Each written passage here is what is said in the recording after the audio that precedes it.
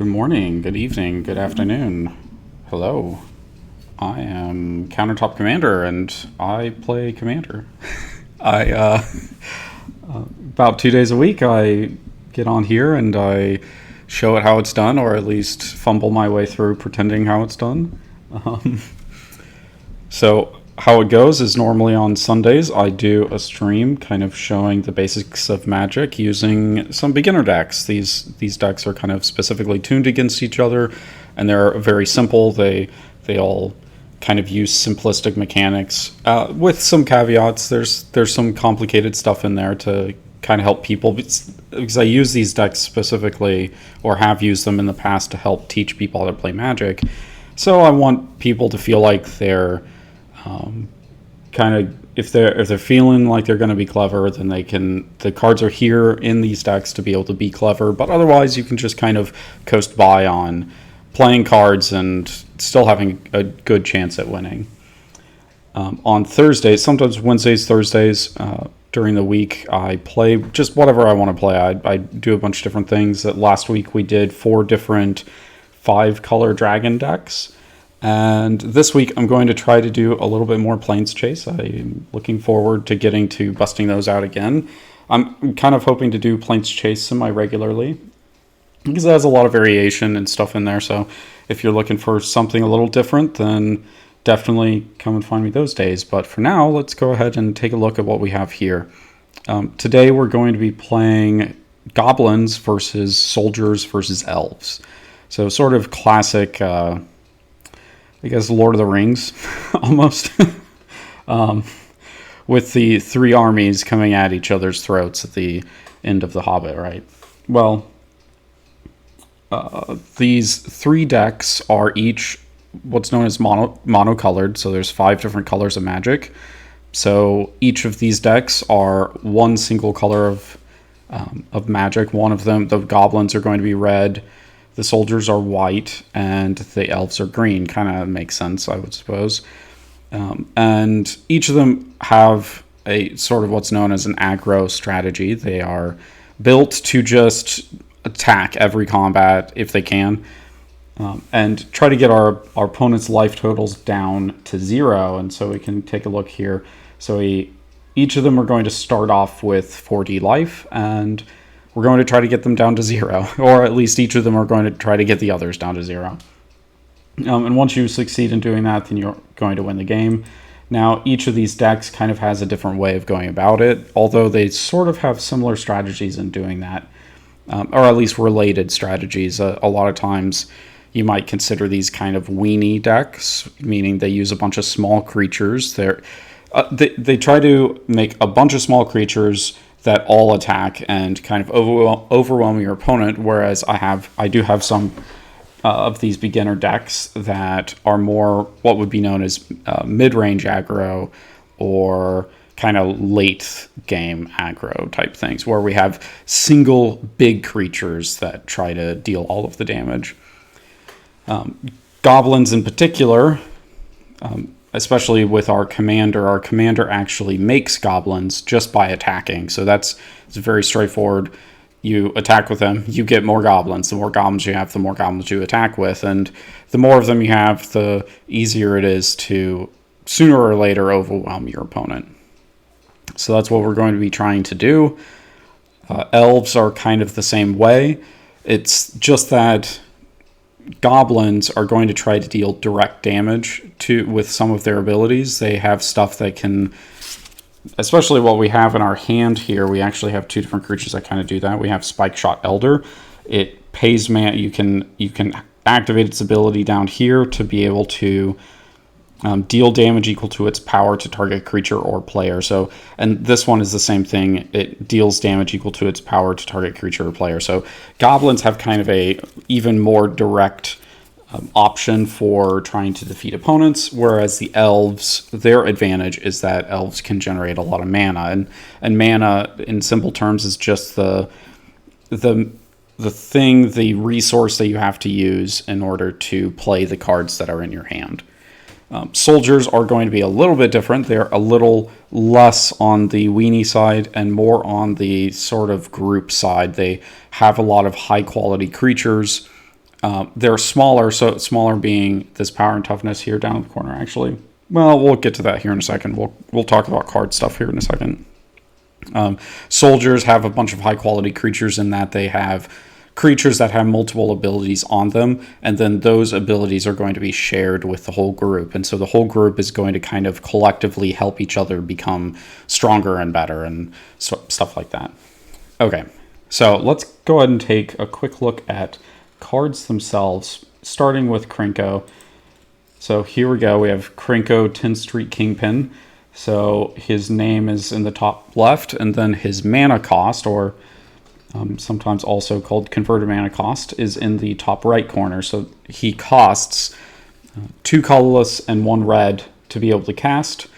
And so the red symbol means that you, or I should say maybe fire symbol could be another way to look at it.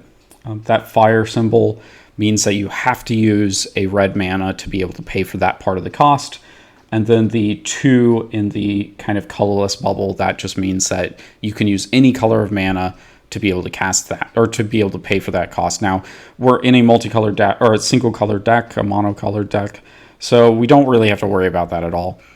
There's going to be very few times where we're actually getting in trouble of running out of our red mana. So that's not too big of a deal.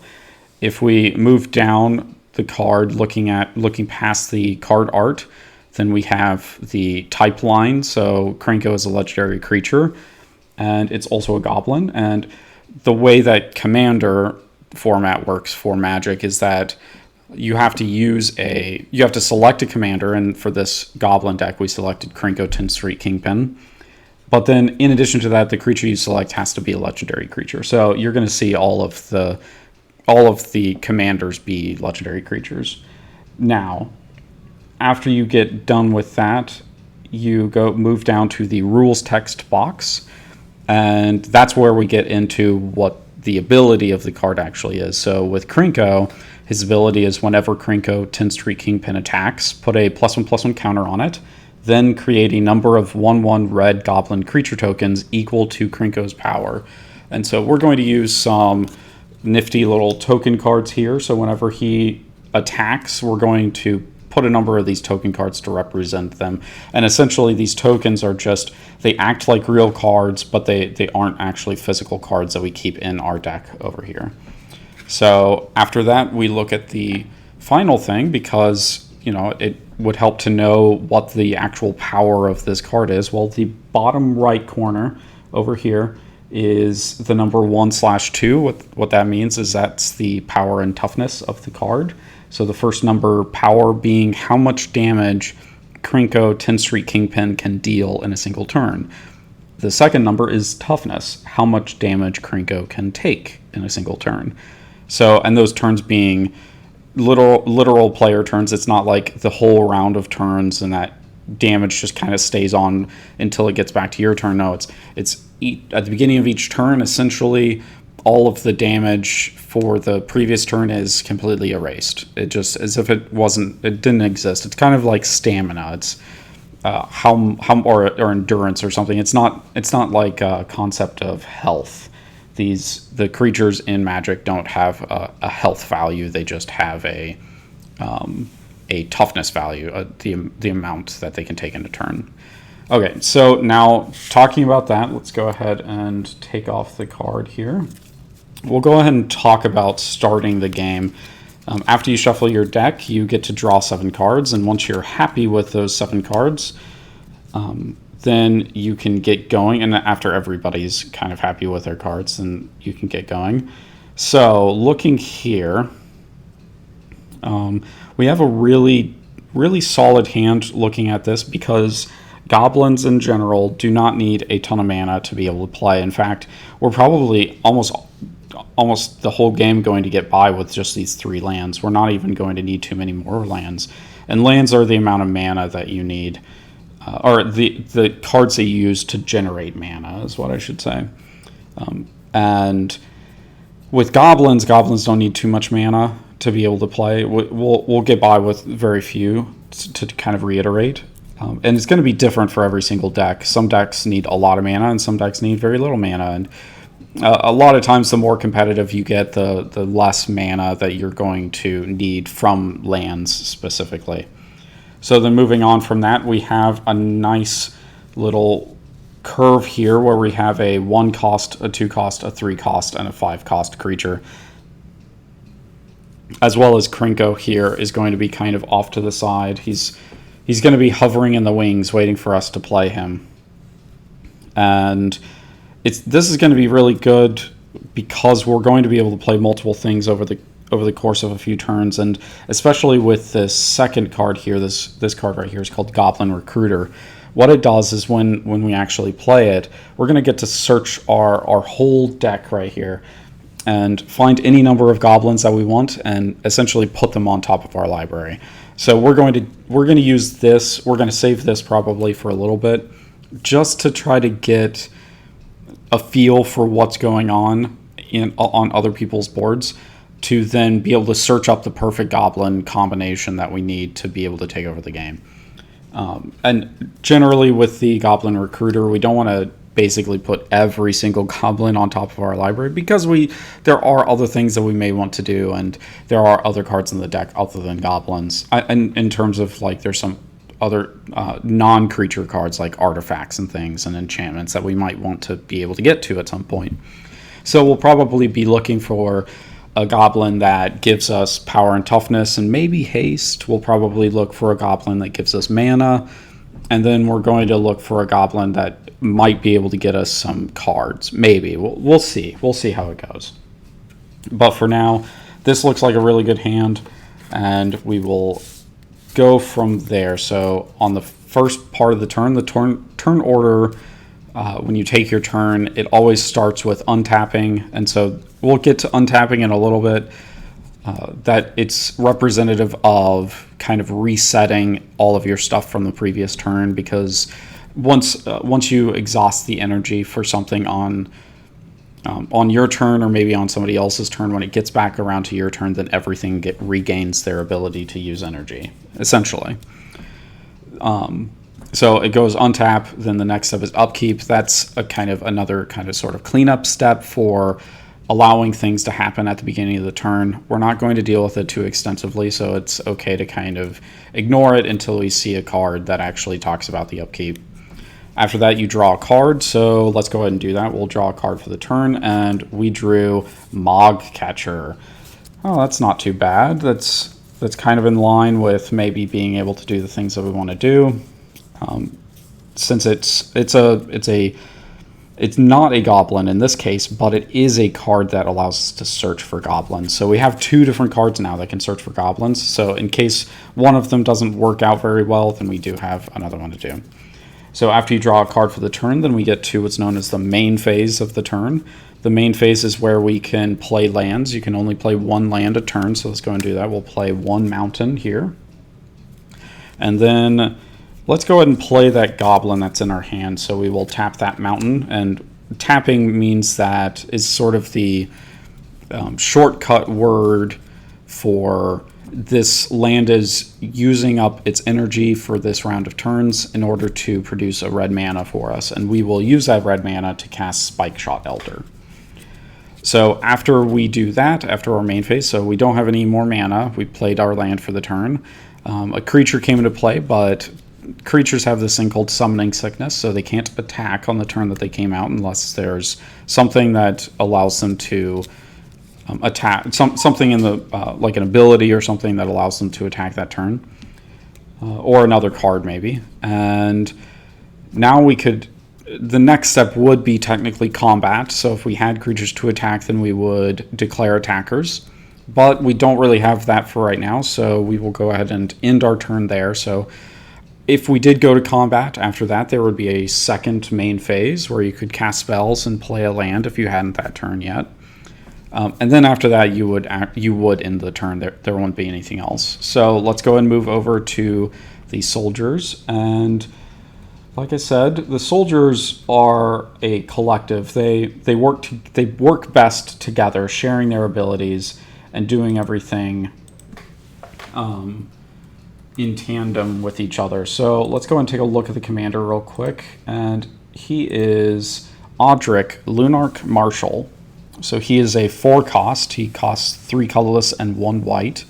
He's a human soldier, and at the beginning of each combat, creatures you control gain first strike until end of turn if a creature you control has first strike. The same is true for flying, death touch, double strike, haste, hexproof, indestructible, lifelink, menace, reach, skulk, trample, and vigilance. So like I said, if we get him out, as long as one creature that we control has one of these abilities that we just listed, then all of them do. So if we have one creature with the ability to attack on the turn they come out, which is haste, then all of our creatures would have haste. So they could all attack even if they came out that turn and didn't have haste before. So we're going to try to give something an ability that allows it so that every one of our creatures has that ability. So to start out with, we do need to get out Oddrick, Lunar Marshal, and white as a color does need a decent number of land, so we're going to try to aim for 6 at some point. These 3 is a really good start. It almost actually gets us there, and frankly, we are there with the hand that we were able to draw. We have this card called Ballyrush Banneret. He's a Kithkin soldier, and it makes it so that soldier spells cost 1 less to play. So we're going to use this guy to be able to play multiple soldiers in a turn, and it will also allow us to play Oddrick even if we don't draw our 4th mana. So then after that we have this Thalia's Lieutenant, which when it enters the battlefield it makes all of our other humans stronger, and then whenever another human enters the battlefield, this guy gets stronger. So he kind of like he at first makes everything else stronger, and then the more we go on, the stronger he'll become. After that, we have this really cool card called Palace Guard, which is a 3-cost. So I guess I should have said, so we have 2 2-cost cards, 1 3-cost card. We'll have this guy, Oddrick, on our 4th turn. And then we also have this, well, so the other creature that we have is Palace Guard. He can block any number of creatures, which is a really, really cool ability. Normally, one creature can only block one other creature, but with Palace Guard, he can block all of the creatures all at once. So this will be really good trying to block off those goblins when they get a bunch of them. And then in addition to that, we have this really cool card, Sword of Vengeance. I told you that there's cards that aren't creatures that are other types of cards like artifacts and enchantments. This is an artifact. It's specifically called an equipment, and it essentially will equip itself to a creature and give that creature something cool to do. In this case, the equipped creature will get +2/+0, so it'll increase its power. Maybe not its defense, I should say its toughness. And then it also gives that creature first strike, vigilance, trample, and haste. So as long as we have the sword out and it's equipped to a creature, and we have Oddrick out, then all of our creatures will have all 4 of those abilities. So I think this is a really good starting hand. It's what we're looking for with this deck. So let's go ahead and take our turn. So we go untap, upkeep, and draw. And our draw is Preeminent Captain. Ooh. Oh, this is really good. This guy is really, really good because he's a creature that has one of those abilities that we listed from Oddrick. He has first strike. But then in addition to that, whenever he attacks, we get to put a soldier card from our hand into play tapped and attacking. So this is going to be really cool to use to kind of, if we get any of the sort of higher costing soldiers, we'll be able to put those soldiers directly into play without paying any mana whatsoever. So I'm happy to see that card, and I hope that it does some more stuff. So after the draw step, we'll go to main phase. We'll play a land for the turn. Unfortunately, we don't have anything that's 1 cost, so we go ahead and pass the turn. Finally, the last one that we have is Azure, Renegade Leader. Let's go ahead and look him up real quick. Give me 1 second, and there you go. Azure, Renegade Leader. So he's a really cool one because the thing that elves are really strong at is making a lot of themselves, and also generating a ton of mana. So what are we going to do with that mana once we get it? Well, we're going to put it into Azure because his second ability there is elf creatures you control get +3/+3 and gain trample until end of turn. So they can get three power and 3 toughness stronger, but then they also get this cool ability called trample. And what that means is that normally in combat, if a creature blocks another creature, then the blocking creature takes all of the incoming damage. Even if it's way more than the creature can take in a single turn, they just absorb all of the damage. What trample does is it allows that excess damage to go through and hit the player. So it makes it a lot easier to deal a bunch of damage when you have that ability. So we're going to try to make real use of that ability when we can get to it. So let's go ahead and see how we have our starting hand here. So we're starting a little heavy on land, but that's okay because we are also starting off with 2 4-cost cards. So we're going to definitely want to get to that 4 mana, and we're going to be starting with it. But then in addition to that, we have this card called Fintorn Elves, and it is a 1-cost elf that generates 1 green mana. So we're going to be able to use him to get our 4-cost creatures out even faster. So let's go ahead and start the turn. So untap, upkeep, draw a card, and it is Geyer Sage. So he has an ability that makes it so that he gets stronger if anything else comes out after him that is stronger than him. So he only starts off as a 1/2, but if we play a creature that has 2 power, then Geyer Sage will become stronger. And the stronger he gets, his second ability is that he taps for mana essentially equal to his power. It's really just the number of markers that we're going to use, the +1/+1 counters that we'll use to mark how strong he is. He'll get to add green mana to our mana pool equal to whatever that power is. So we're going to try to get him to be really strong. Okay, let's put this into our hand. We already know what we're going to do, so after the draw step is the main phase 1. So we will play a land, our first land, and after that we will use that, we'll tap that land for 1 green mana and cast Fintorn Elves so that we can play more things in upcoming turns. Now, after that, we will pass the turn and we get back around to the Goblins. And the Goblins are going to be able to, like I said, we'll get to show off how the untap step works, and it's just exactly how it sounds.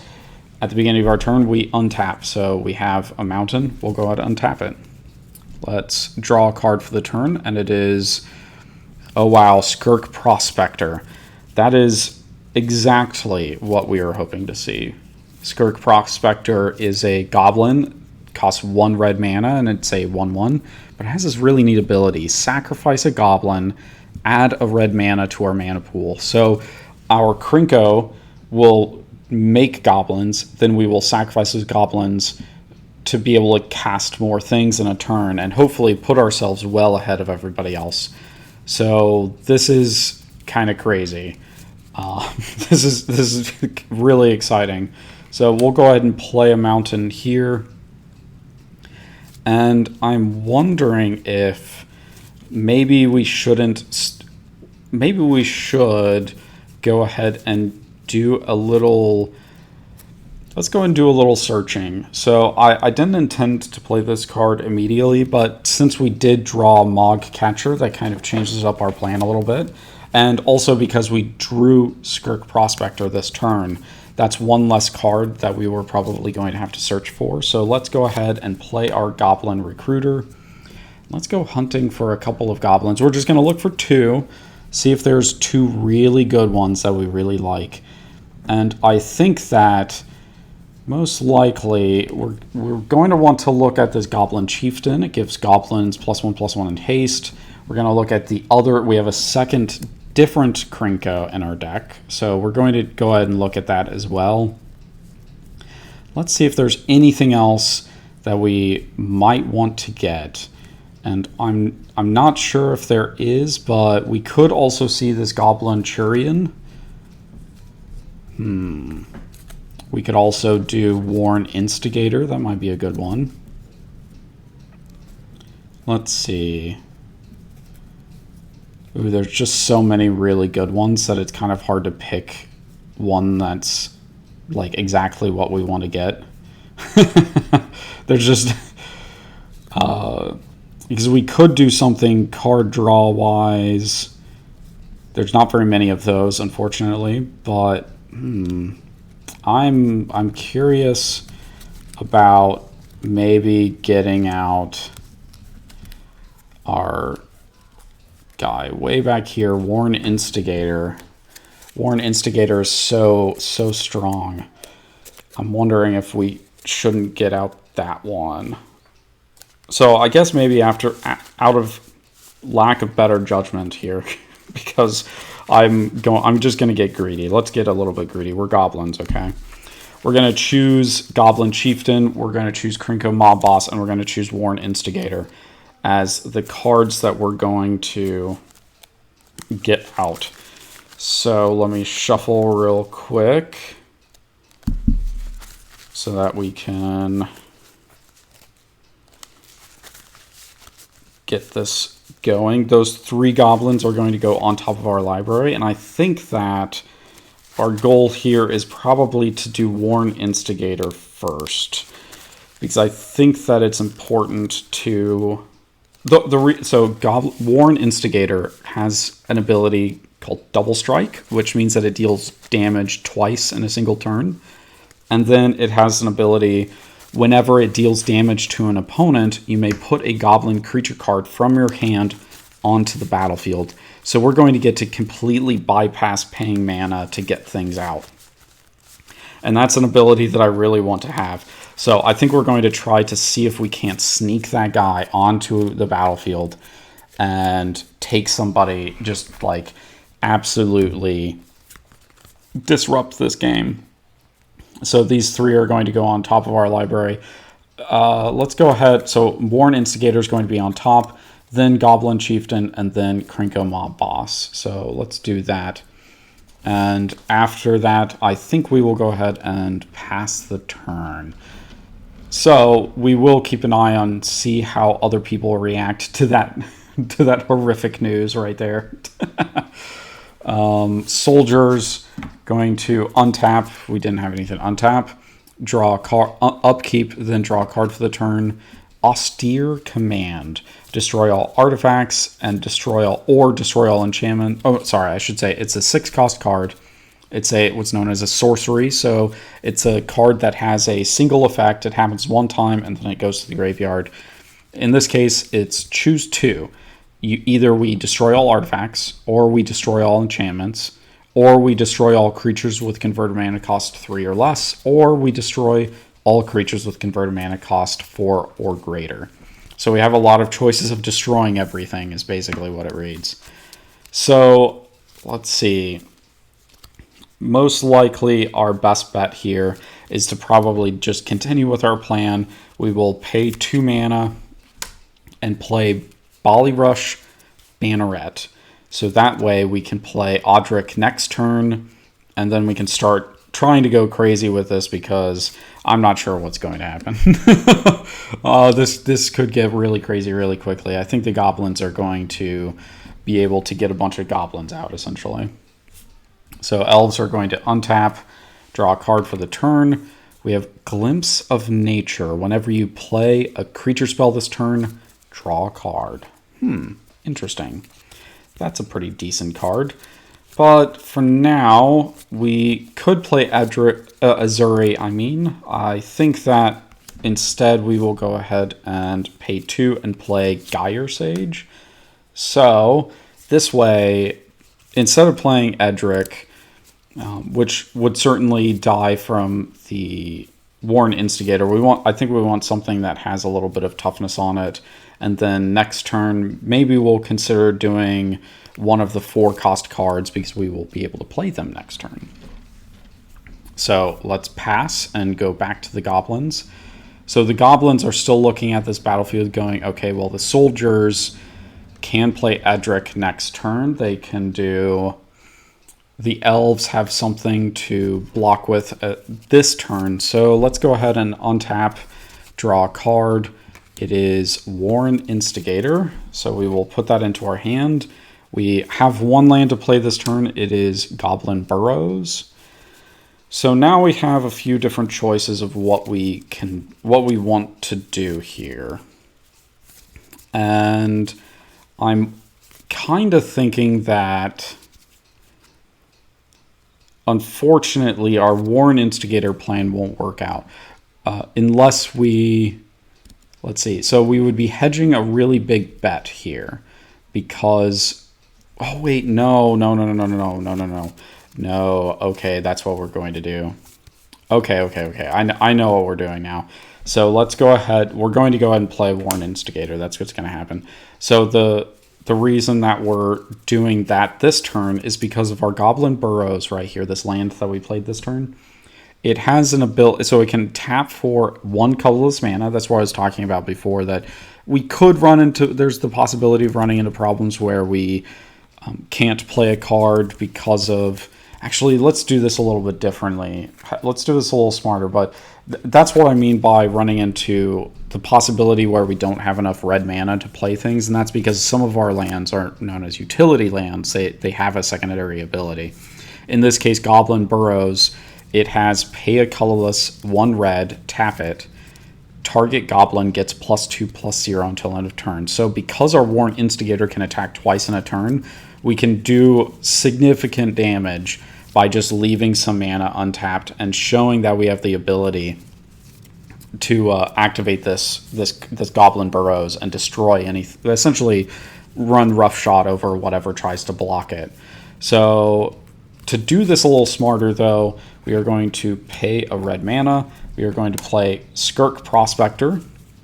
We are then going to pay 1 red mana here with this mountain, and then we will activate Skirk Prospector's ability, sacrificing Goblin Recruiter to add a 2nd red mana, and that will allow us to put Warren Instigator into play. So now we have the ability, we could have played Krinko this turn, but being able to do Warren Instigator is going to be really, really important really quickly. And we can always play Krinko next turn if it doesn't look like Warren Instigator is in a good spot to attack. So let's move on to the soldiers, because that's all we're going to do this turn. We don't have anything else we want to do. So untap, upkeep, draw a card, and the card we're drawing is Tithe. That's a really good card. I like that card. It does kind of mean that we wouldn't be playing Oddrick this turn. So maybe we play it a different turn and play Oddrick this turn so that we can maybe at least semi-threaten the Warren Instigator. Let's see. So the Tithe card, it's an instant with search your library for a Plains card. If you control fewer lands than target opponent, you may search your library for an additional Plains card. Reveal those cards to all players and put them into your hand. So we can essentially use this. You can see we didn't draw a land this turn, and we are going to want some more land at some point. So that's how we're going to be able to kind of help us on our way to doing that, is by using Tithe. So let's go ahead and pay 3 mana here. Our soldier cost is reduced, so that allows us to play Oddrick, which would normally cost 4. It only costs 3 in this case. And that is all we're going to be able to do this turn. So we will move back over to the elves and see what the elves can do this turn. And they are going to untap, upkeep. We don't have anything, so we'll draw a card for the turn. Viridian Joiner. It's an elf, a 3-cost elf, that has add an amount of mana to your mana pool equal to Viridian Joiner's power. Another really good card. So let's go ahead and play this forest here. And let me think about this. I think we want to maybe prioritize drawing more cards. So let's go ahead and pay 3 mana here, and we will cast Beast Whisperer. So Beast Whisperer is a 2/3 creature, which means it's stronger than our Geyer Sage there. So Geyer Sage will get a +1/+1 counter and become a little bit stronger. Beast Whisperer is, like I said, a 4-cost 2/3 elf, or elf druid, and its ability is whenever we cast a creature spell, we draw a card. So we're definitely going to take advantage of that. Next turn, we're going to try to draw multiple cards in a turn if possible. Let's see here. Is there anything else we want to do? We do have some mana right here with Geyer Sage, but it's just 1 mana right now. So I don't know that there's anything else that we can do for now. So we'll just go ahead and pass the turn. We will go back over to the Goblins, and the Goblins are going to get their shot.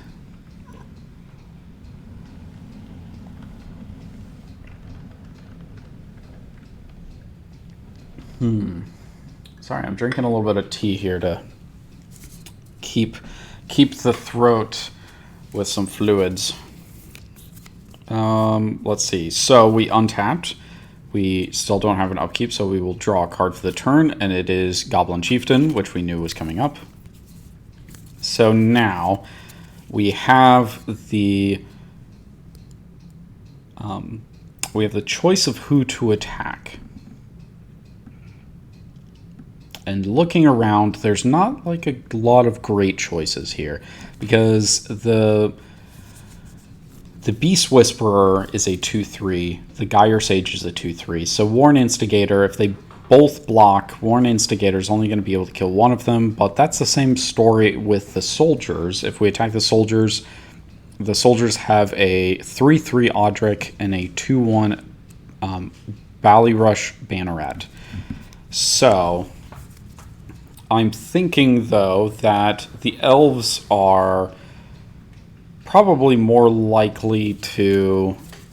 Thinking about this, elves can really regenerate their other... They can draw into more elves, and it's really easy for them to get more of them and just replace whatever they blocked us with.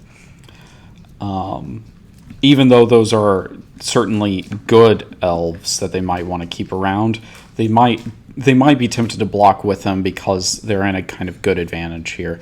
But when we look over at the soldiers haven't really done a whole lot. And while Oddrick is really good, there isn't another card out yet that gives abilities. So they're probably going to want to try to save the Oddrick for later. And that would mean blocking with the Ballyrush Banneret. But the Ballyrush Banneret is what's allowing them to cast things quicker. So they probably don't want to get rid of that either. So I think in this case, we aren't going to do anything during our main phase. We're actually going to go straight to combat. And we're going to do that by declaring Warren Instigator as an attacker against the soldier deck.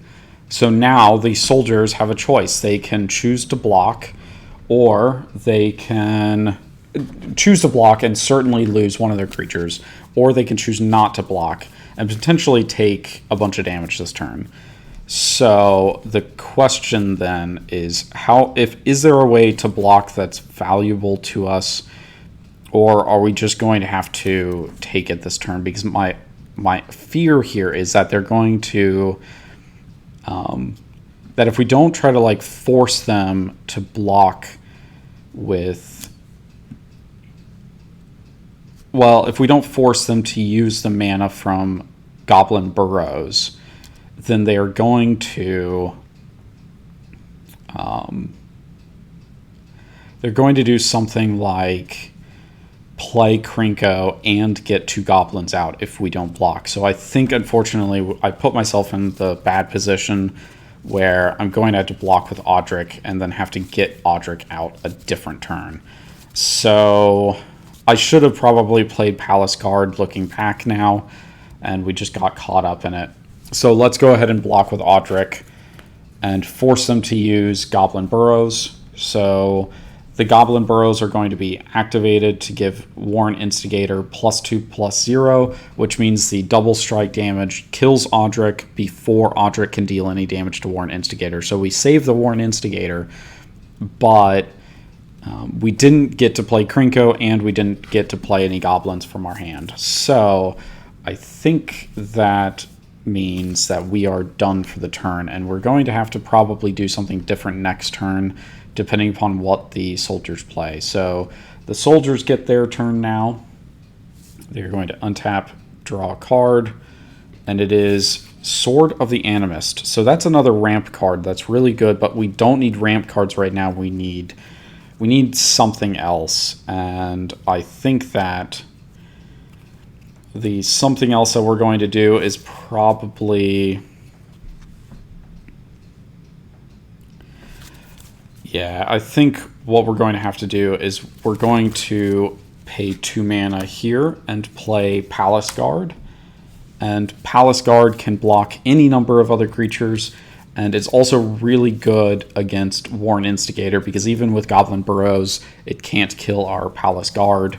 Well, it will kill the Palace Guard, but the Palace Guard will actually get a chance to retaliate. So that's probably what we should have done last turn. It's okay that we made that mistake. But what it will allow us to do doing it this way is that the Elf deck almost certainly will play more mana. The Goblin deck may not. But the Elf deck will probably play more mana, and at that point we'll be able to use our Tithe to get 2 different planes next turn. And so we can sort of make up for the fact that we didn't get a planes card this turn. So after that, we will pass the turn, going back over to the Elves, and the Elf deck is going to untap, draw a card. It is Multani's Acolyte. It has, when it comes into play, draw a card, and then at the beginning of our next upkeep, we have to repay its cost or sacrifice it, which is okay. So let's go ahead and play a 4th Forest here. Let's see. So what we could do is well, I don't know that it necessarily needs to happen this turn. Let's go ahead. We will pay 3 mana here, 4 mana, and cast our Lysana Huntsmaster. It's a 4-cost 3/3. So because it's 3 power, and Geyer Sage is only 2 power, Geyer Sage gets a 2nd +1/+1 counter. So Lysana Huntsmaster has, whenever you play an elf spell, you may create a 1/1 green elf warrior creature token. We're definitely going to take advantage of that. So let's see. Let's go ahead and do this. We will pay 2 mana here and a 3rd mana to cast Viridian Joiner. Oh wait, sorry, we were supposed to draw a card from Beast Whisperer because we cast an elf card and we got Elvish Guidance. Oh wow, this is what we're going to play. This is an enchantment, and it's a special type of enchantment called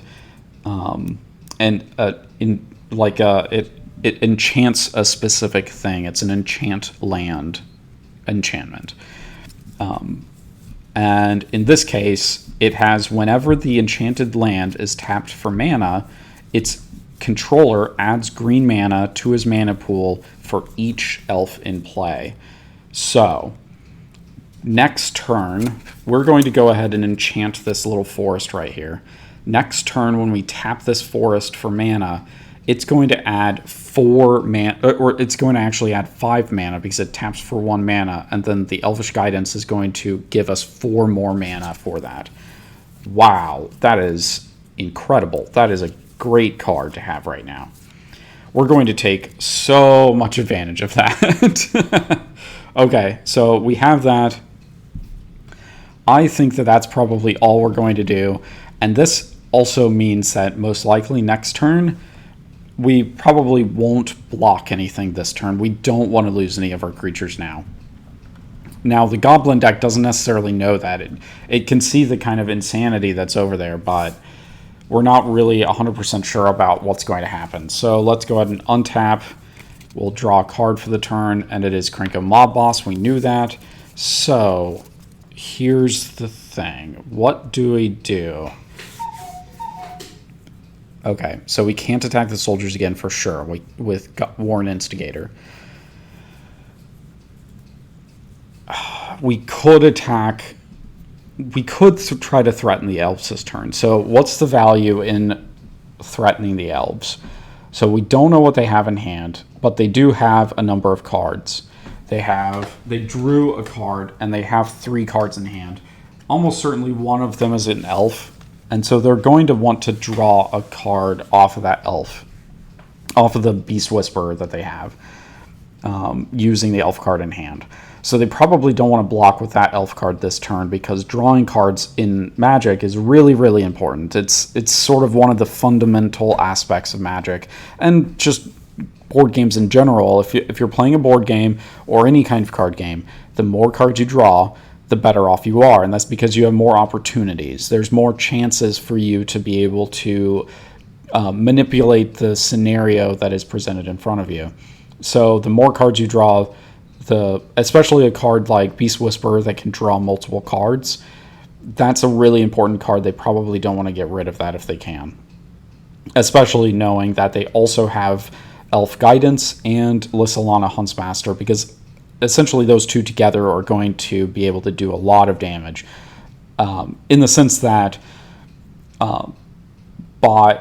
you play an elf spell and you draw a card from Beast Whisperer, so you could be drawing another elf, and then Lissalana creates an elf because you played an elf, so then Elf Guidance adds more mana than it did before. It adds, for every elf spell you play, it adds 2 additional mana each time. So I'm thinking that we're actually in a good position here where if we can threaten with Gorn Instigator, and that's just evaluating what the elves have and what we have and what we can do. So I think that this is a good opportunity, whereas last turn we weren't really sure where they were going with their cards. Now we do know. Now we can make a really good judgment about their board state and what they potentially could have in their hand. So let's go ahead and do the attack now, because if they block, they're going to lose either their Beast Whisperer or their Lissalana. So what do the elves do when we attack? I think that for them it does make sense to go ahead and leave that, let that attack go ahead and go through, because I think that we have the things that we need to be able to make up for that. So let's go and show the life total, and on our side, on the Goblin side, we're actually not going to power up our Worn Instigator and get in a bunch of damage this turn. Instead, we're going to, let's see, I am showing it, okay, good. We're going to let the elves just take 2 damage, and that means that the way that works, double strike, it deals damage during the first strike part of combat, and then the Worn Instigator also deals regular combat damage.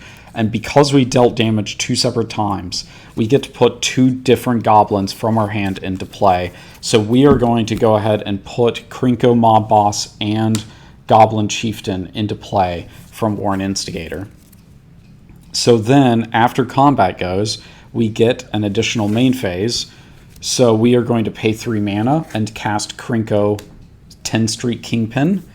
Now, Goblin Chieftain has haste, and it gives other goblins +1/+1 in haste. So, at this point, all 3 of the goblins that just came into play can attack and use their abilities as if they came into play last turn.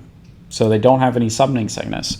So we're going to tap Krinko Mob Boss, and its ability is tap, put X 1/1 red goblin creature tokens into play, where X is the number of goblins you control. So we control 1, 2, 3, 4, 5, 6 goblins.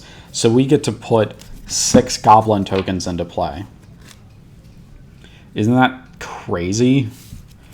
So now, what do we want to do with that?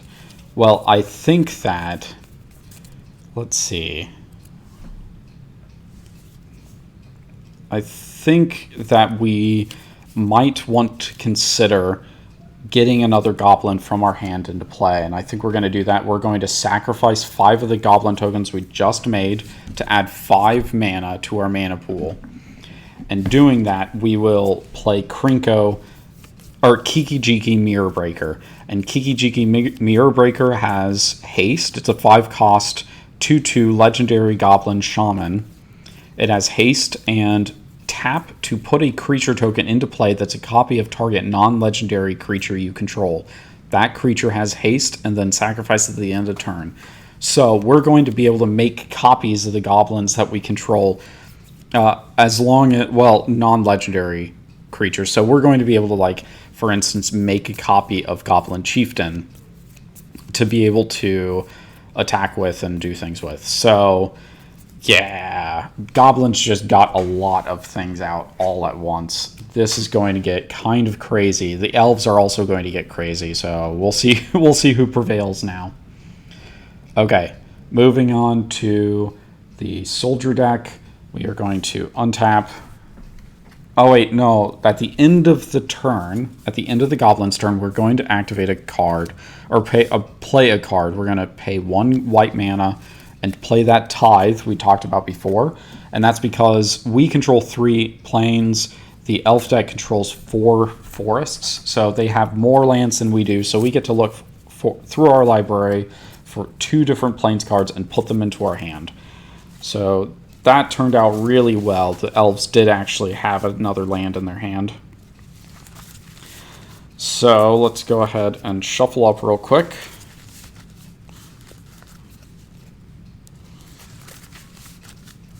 Let's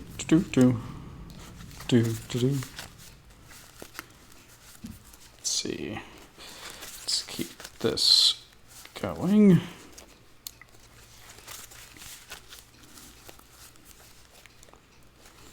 Shuffle, shuffle, shuffle. Okay. Now, we have these 2 lands in our hand. Let's go ahead and take our turn. So untap, upkeep, draw a card, and it was another plains. Well, of course it is. So let's go ahead and play the plains that we just drew. Our Oddrick still costs 1 more mana to be able to play. So let's go ahead and... let me see. I think that this is a good opportunity to go ahead and pay 3 mana and cast that Sword of Vengeance so that another turn we can equip it and Oddrick will be able to start granting really cool abilities to things. So I think...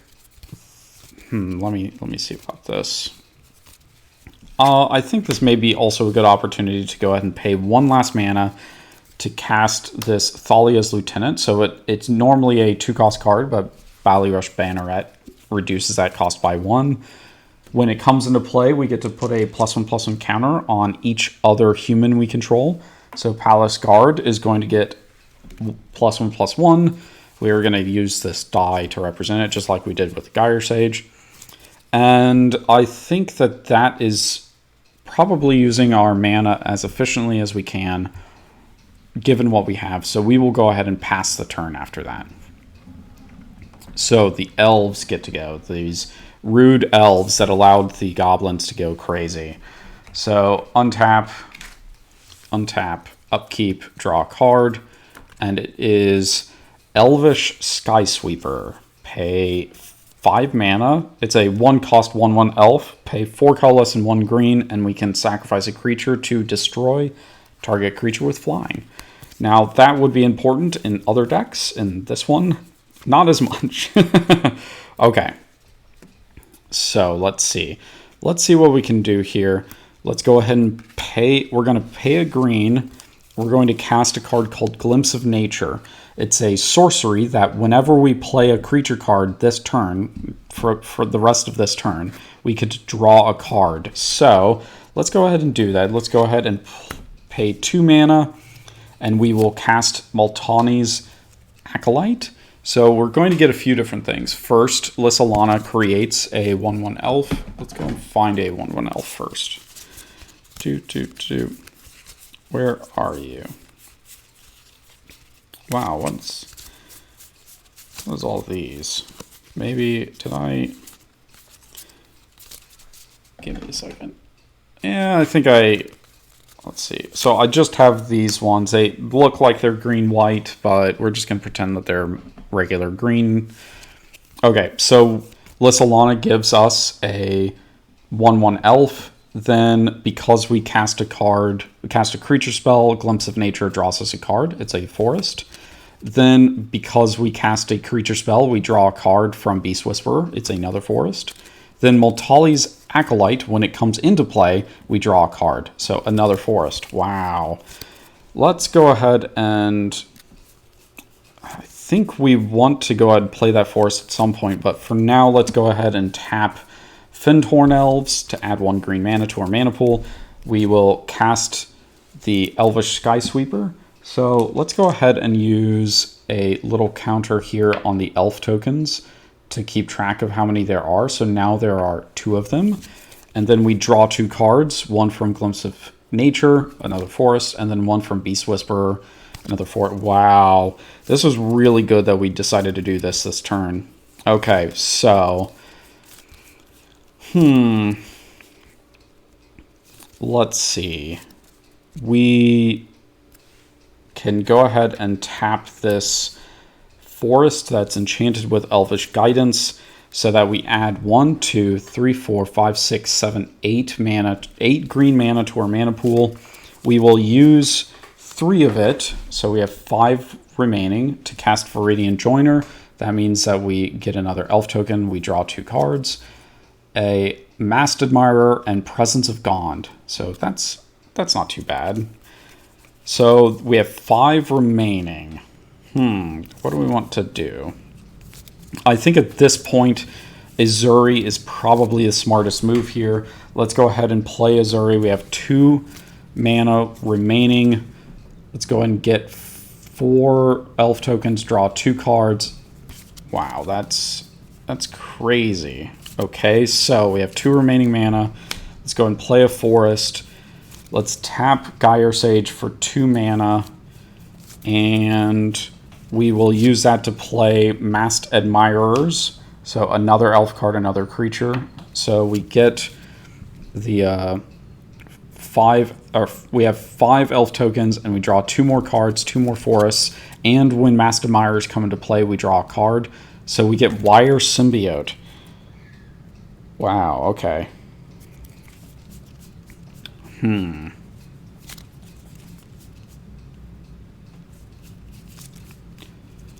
So we still have some options here. Let's just keep going. We're going to go as far as we can because we need to. So we're going to pay 1 green mana. We will play Wirewood Symbiote. And when we cast a creature spell, we draw 2 cards. So another forest and Llanowar Elves. So then we have this cool ability where Wirewood Symbiote is a 1/1 insect that has return an elf creature you control to its owner's hand, untap target creature, play this ability only once each turn. So let's go ahead and return this Elvish Skysweeper to our hand in order to untap Geyer Sage. And then we are going to tap Geyer Sage for 2 mana. And using that, we're going to replay the Elvish Skysweeper, drawing 2 cards and creating another elf. So this is at 6. We got Gravity Well, not a card that we're really interested in, and also Arbor Elf, which makes more mana.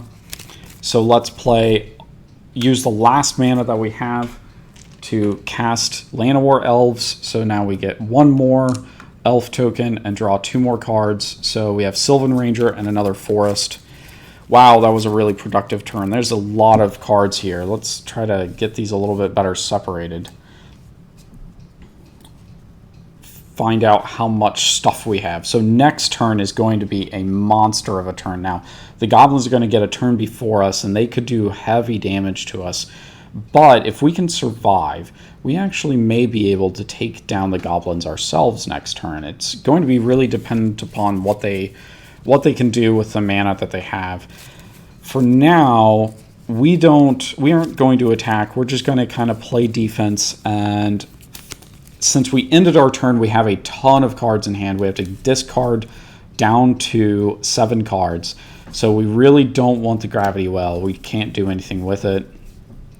The Presence of Gond is really good, and these other 2 elves are good cards to have in our hand. So let's go ahead and do this. We'll keep this utility land, and then all of these forests, we're just going to go ahead and discard them. So like I said, if you end the turn with more than 7 cards in your hand, you have to discard down to 7, unless you have an ability or something else out that changes that. There's cards that allow you to have infinite number of cards in your hand, for instance. Okay, so this is what we're going to end the turn with. And we're just going to kind of cross our fingers and hope that the goblins can't totally annihilate us. Because that would be a really bad thing. And the goblins are actually looking over there, kind of afraid of what's going on. So let's untap all of this nonsense that we have. So draw a card for the turn. Sulfuric Vortex. Ooh. I'm liking what I see here. Okay. So let's see. What can we do? I think that we do need to attack the elves. We need to get rid of some of the things that they have. We're going to have to figure out the best way to do that because we are kind of soured a little bit on what we have.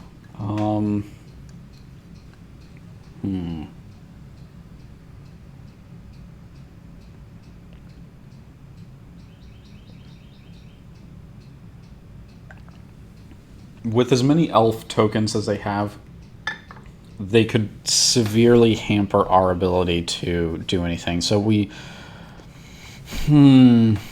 that's really problematic.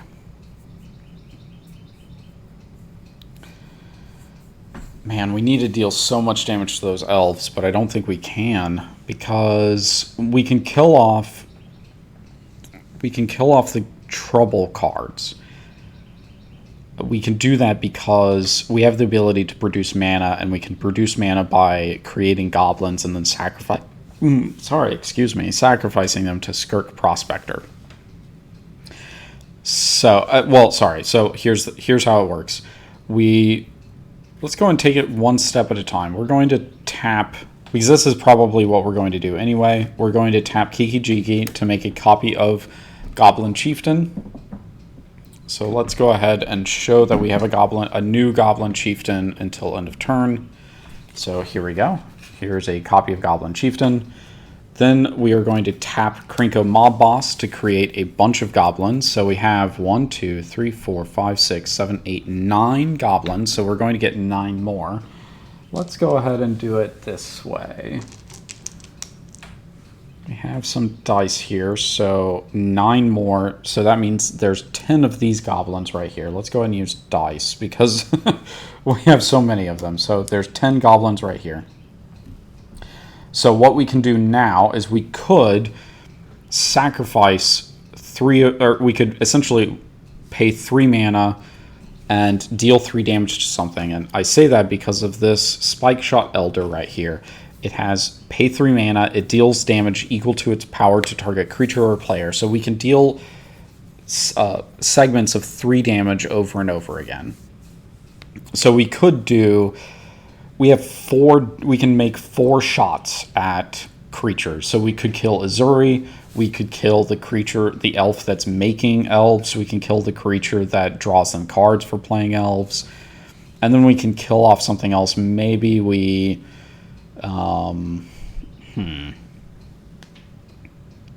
Let me think about this. Probably one of their mana elves. I guess actually the Viridian Joiner over there, because it can tap for mana, for a lot of mana as well. So we could kill off 4 of their creatures, but even if we kill off 4 of their creatures, they still have... let me see. They still have 14 creatures out.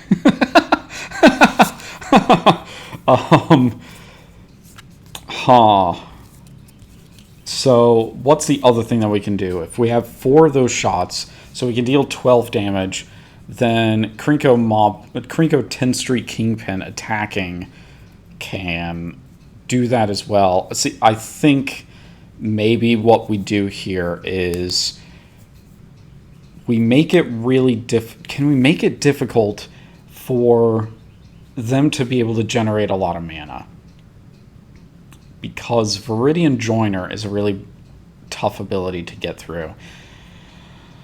I think, therefore I am. Let's go and pay 3 mana. Well, let's see. Let's sacrifice 3 goblins, and we will have Spike Shot Elder, deal 3 damage to Azure. Then we will sacrifice 3 more elves, or goblins. I mean, I keep saying elves, I mean goblins. 3 more goblins, and we're going to kill off Viridian Joiner. So now they have a ton of elves out, but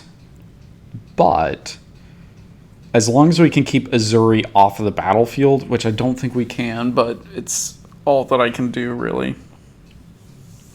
Yeah, I think that's what we're going to try to do. Oh man, that's so unfortunate. Okay, well, I think we need to go ahead and attack the elves with Krinko 10 Street Kingpin. We will give it +2/+0. So Krinko, when it attacks, it gets a +1/+1 counter. And then we get to create goblins equal to the number, equal to its power. So it's 1, 2, 3, 4, 5, 6. So we get to create 6 more goblins. That's crazy. Okay, so that's what we did. The elves have to decide what they block with. They're going to just block with a single token elf. That's all they're going to do, because there's no reason. Krinko 10 Street Kingpin doesn't have anything else. So I think that's all they're going to do. So I think that is all the goblins are going to do, because so the thing is that we could try to attack, and so sorry, at the end of the turn the second goblin chieftain goes away. So yeah, the elves could block and kill Krinko attacking this turn, but there isn't much purpose to, because the next turn the elves are going to get so much power that it won't matter. So the soldiers are going to go. They're going to untap, draw a card, and it is land tax. Oh, interesting. I mean, it would be interesting if we didn't have 2 lands in our hand already. So let's go ahead and play a land, and let me think about this. So crazy enough, I think we're going to pay 2 mana here and play Sword of the Animist, and we're actually not going to do anything. We're just going to sit back.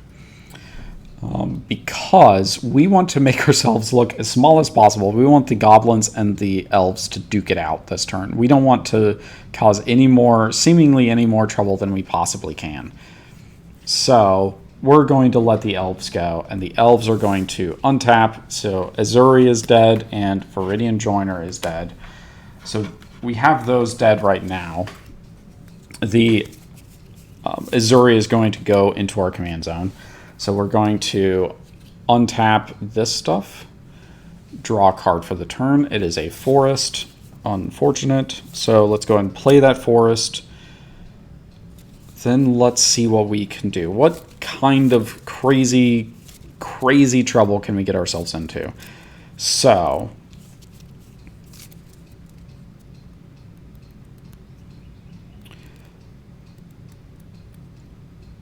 did we also want to...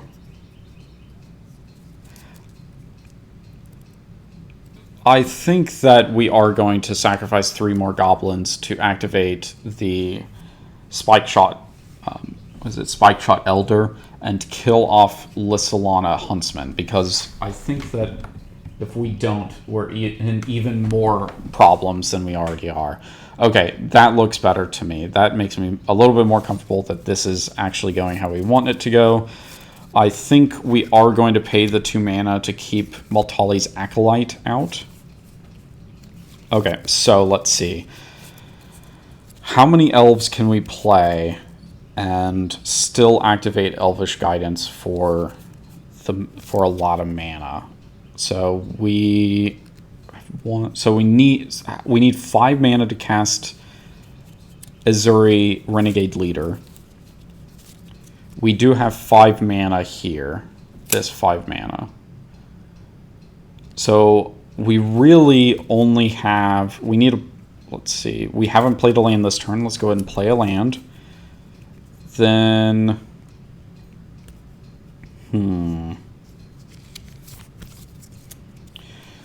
We can tap No, wait, do we... I don't think we need to tap that elf. So we're going to pay 1 green here to play Arbor Elf.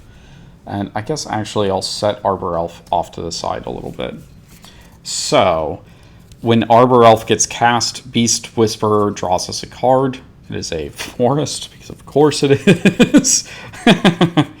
Okay. Let's see. Let's go ahead and pay 5 mana. Let's go ahead and cast Azure Renegade Leader. And when we do, we draw a card from it. Helix Pinnacle, not too useful right now. I mean, we certainly could win the game off of it, but I don't think we really need to, because we're going to almost certainly like win the game nearly on the spot right here. Okay. So, Azure Renegade Leader can't attack. Everything else can. So, the Goblins are going to... Well, the Goblins can't do anything. Not yet. So we are going to tap Elvish Guidance and add 1, 2, 3, 4, 5, 6, 12, 13, 14, 15, 16 mana to our mana pool. Holy crap. 16 frickin' mana. So no, wait, we can't activate anything in response. So that's kind of a weird thing here. Elvish Guidance always 17 mana, actually, because it's the forest adds a mana, and then it adds another 16 mana on top of that. So 17 mana to our mana pool. Okay. So, after that, let's go ahead and cast Sylvan Ranger, leaving us with 15 mana. And because we cast a creature spell, we draw a card with Beast Whisperer, and it's another forest. Holy crap. And then Sylvan Ranger allows us to, when it enters the battlefield, we search our library for a basic land card and put it into our hand. So I guess actually sort of in response to that ability of that entering the battlefield, I think this is where... Wow, there's no good way to do this.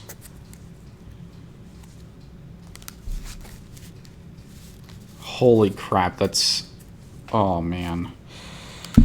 So the Goblins are going to pay 3 mana by sacrificing 3 Goblins and try to kill Azure. Azure is going to activate this ability.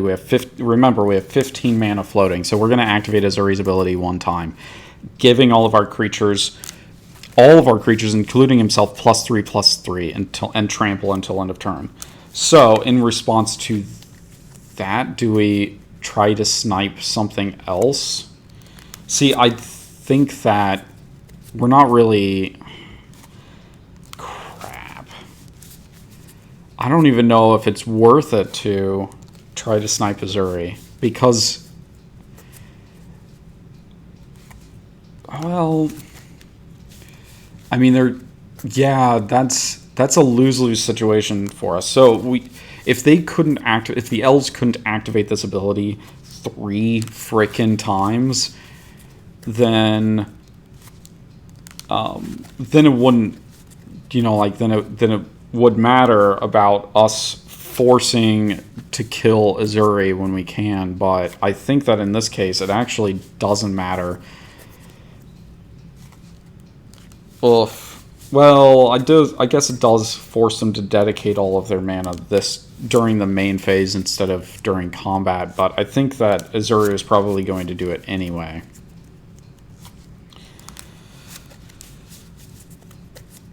Let's see. Okay, so that's shuffled. This forest is in our hand.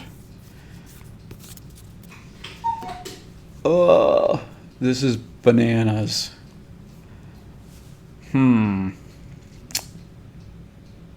Okay, so I think we sacrificed 3 Goblins. Did we for sure want to do that?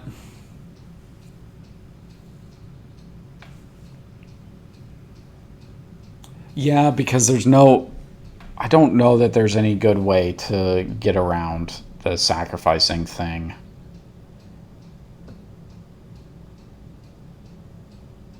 Because all of the other goblins that we have out, we want to keep around. Ugh.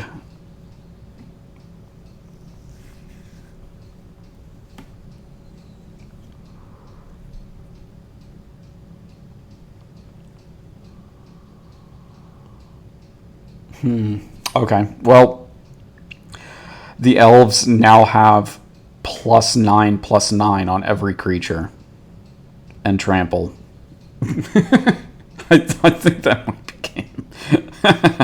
Let me think about this. Okay, so if 6 of these guys attack the goblins, let's look at the life totals. If 6 of these 1/1 elves attack, it's 60 damage with trample. The goblins have 1, 2, 3, 4, 5, 6, 7, 8. Well, let's see. They're all 2/2s actually. So the goblins have 1, 2, 6, 7, 8 creatures. So 16. They can block 16 damage. The elves are dealing 60.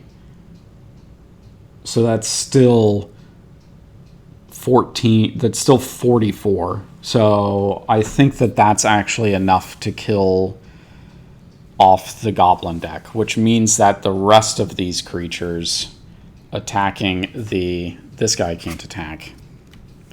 The rest of the creatures that we have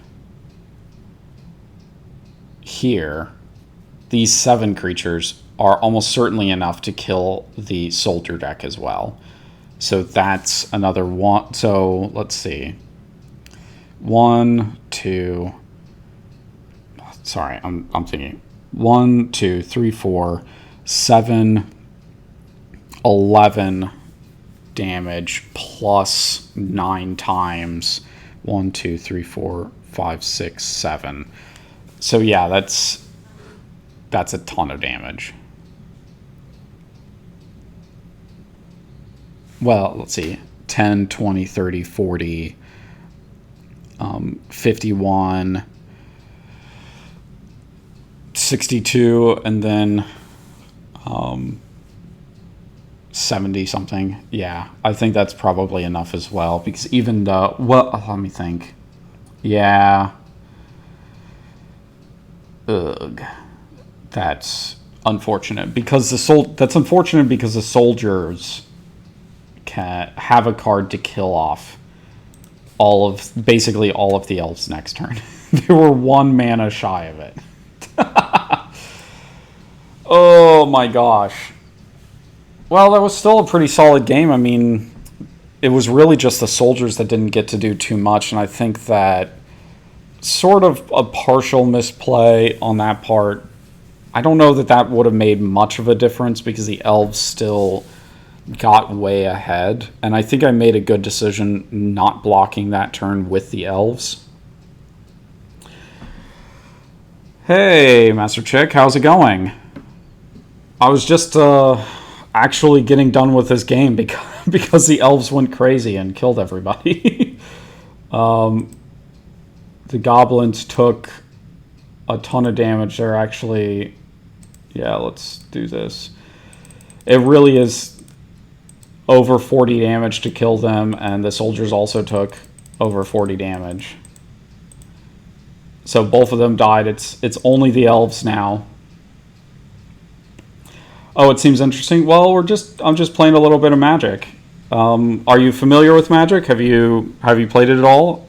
Or I don't know how familiar you are with it, but pretty much what's going on is I play I play Magic. I play Commander specifically, and on Sundays I do kind of a sort of a teaching stream more or less. And how I do that is I play multiple decks at the same time. Because I play only physical cards, so I don't play Arena at all, or Cockatrice or Magic Online or anything like that. I just play on here, and I have this kind of huge Lazy Susan table to play 4 different decks at the same time. So, yeah.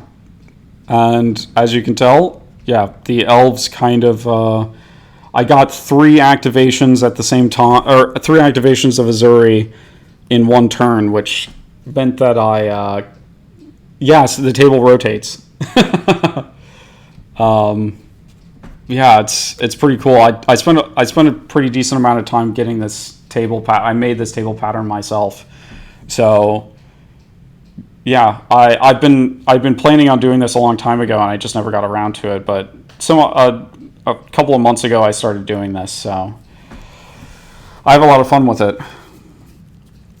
I kind of want to give this another shot, but I'm not sure that it's been an hour and a half. Another game could go on pretty long. Trying to think of what I want to do. So, what kind of Magic do you play? Do you play Commander at all? That'd be a good question. Sometimes I do. There's a group that I play with on the Nexus on Saturdays every so often. So, oh, nice. What Commander decks do you have? Yeah, so I play with some of the Nexus guys on Saturdays every so often. They just did a charity stream for mental health stuff last night, so I didn't get a chance to watch it, but it sounded like it was really cool. I'm hoping to get to play against them again. Duretti, Zakama, Krinko, and a unique Glissa deck. Oh. I know that we don't really have anything to do, Gurgi.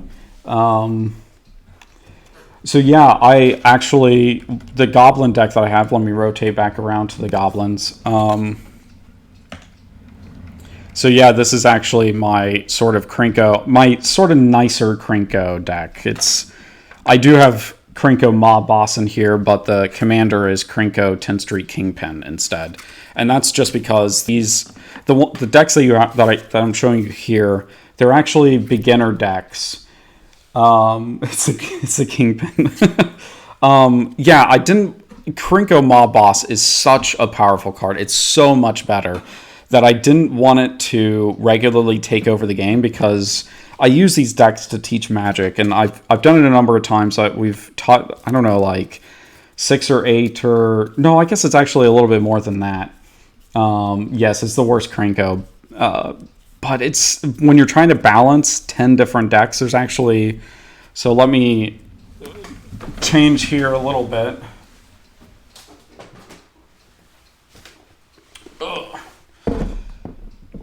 I have 10 different beginner decks that I use to teach Magic.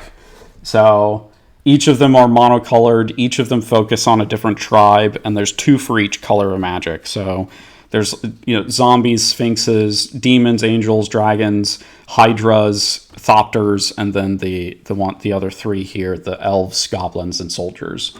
So yeah, because it's so easy. I mean, like, that being said, Elves, we just saw Elves explode as well. Elves is another really, really good deck, and Azure is one of the strongest Elves to use for that, for Elf Tribal. But it was kind of like, I can actually tune the Elves to be, like, powered down and not quite explode all the time. Whereas the Goblins, it's just way too easy. It's too easy to include all of the different Goblin cards and then just suddenly always win every single game. So what's your favorite? Out of the ones that you have, what's your favorite Commander deck? Because I can see, I am familiar with all of the Commanders that you said. I guess maybe also tell me about your Glissa deck, how you feel about that one. Easily Glissa. So what's the unique part about it? Because I've built let me see. Is it Glissa the Trader or is it Glissa Sunseeker? Because I think it's Sunseeker, right? That's the other one. Let me see. Give me a second.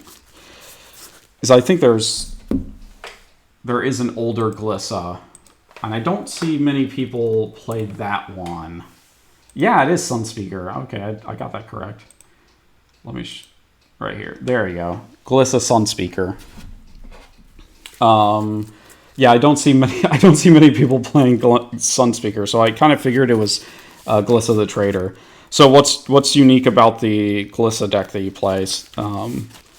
Because I think I've seen probably 3 or 4 very similar Glissa Trader decks, and the one that I built was, I don't know, it probably was pretty similar to the ones I've seen, just because you kind of accidentally end up making something that's very similar to what other people have if you're not careful with it.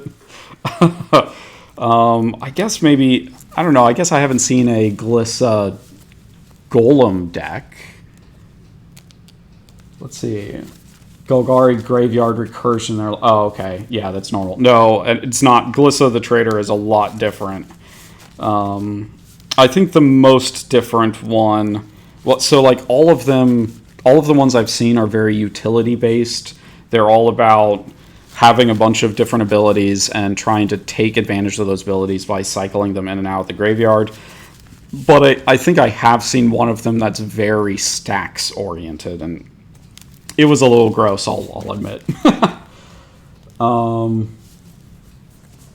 Yeah, exactly. It's definitely a unique deck, and I think if I really would have to sit down and try to think of a really clever way to do it so that's a lot different from the Golgari one, or I mean like the Glissa decks that I've seen.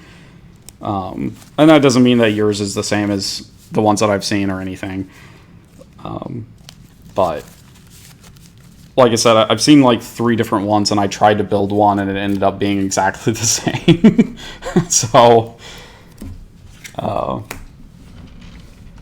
yeah, let's see. Yeah, that happens a lot. I wouldn't say every single time, but yeah. And like I said, it's a really fun deck when it gets going. And the most painful version that I saw was a version that was much more stacks. So it really was like smokestacks and Tingle Wire and stuff like that to constantly make everybody go down to like 0 resources.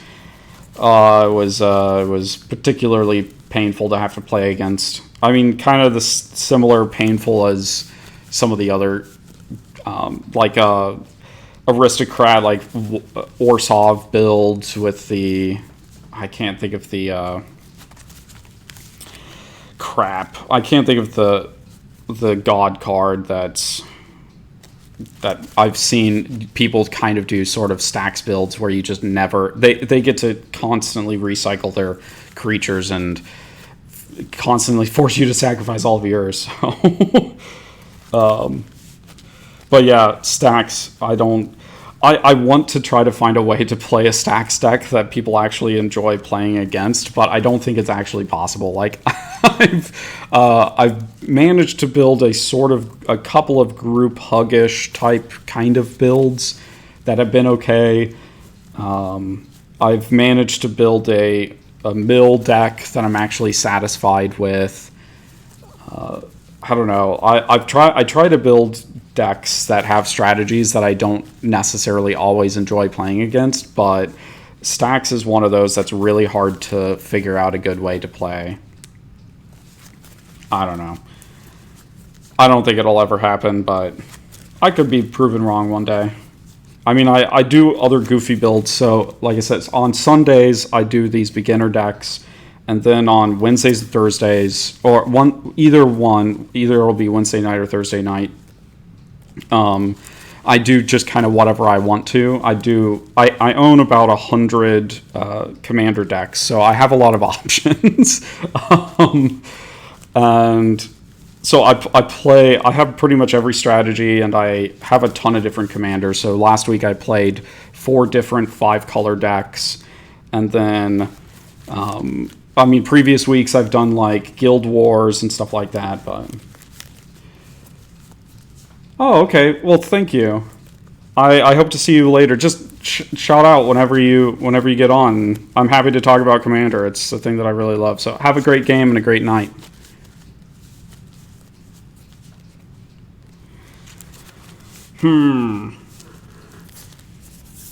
Let me think here. Herm to Herm. Do I want to continue? I'm kind of thinking I'm going to clean up a little bit. Let's take a look here. Oh, wait, that's not what I wanted. Let's see.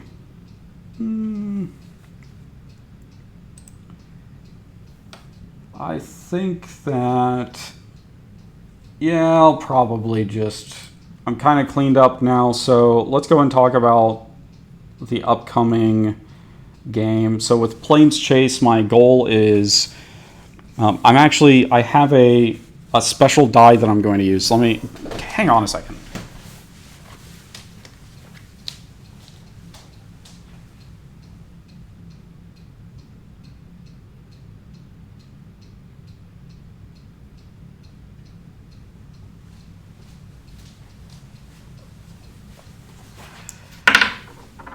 There we go. Okay, so I very much dislike the regular Plains Chase die. So I made my own, and I've actually been making my own for quite some time now. And in the sense that I've been playing around with what is possible with Plains Chase and how I can improve it and make it better. Because one of the main things that really left a bad taste in my mouth when it came to Plains Chase is that it's just, the die is just disgusting. It has two symbols on it that do things. It has one Planeswalk symbol and one Chaos symbol and 4 symbols that do nothing.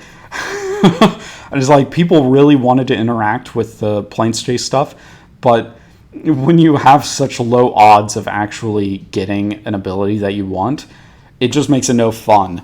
And so that was sort of my first foray into messing around with Plains Chase, was actually trying to create something that was a little bit more fun than it was before. And part of that was I bought some 12-sided dice that I could write on symbols if I wanted to. So you can kind of see, there we go. You can kind of see there's symbols written on it. And I have a couple of more symbols. So there's the Chaos symbol and the Planeswalk symbol, but then there's a couple of other ones on here. So there's, let me think, it's a little bit more equalized.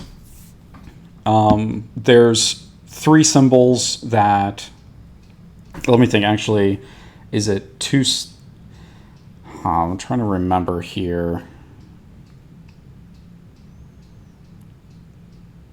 I think it's 3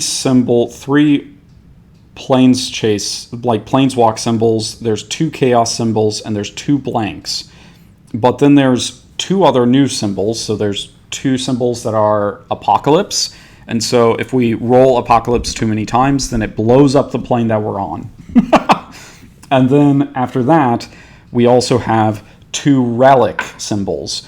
And so that's going to be where I really want to get some, especially when, if there's some more kind of regular chat, what we're going to try to do is give the chat the opportunity to kind of influence what we do with the relics. So it's essentially, I'm going to roll this die, we'll get relic, I'll roll it one more time, and then what'll happen is, based on what I've rolled, we'll get the choice of choosing between making something that like gives power, or something that gives abilities, or something that does mana, or stuff like that. There'll be a bunch of options. We'll try to create a silly card to influence the game with and see where it goes from there. And hopefully, like I said, with some chat interaction, we can get something really fun going. And maybe some of those will be sort of permanent fixtures where they kind of, if they're cool enough or funny enough, then maybe we'll make them into real cards or something, and keep re-adding it to each of these Plains Chase games. Okay, so If you're still thirsty for some Commander games, I post all of the VODs for these streams onto a YouTube channel that you can find in my profile. And I don't know, if you have any questions, please definitely let me know, and I'm happy to answer questions about Magic and stuff like that. So I don't know, have a great Sunday, and I will see you all next stream.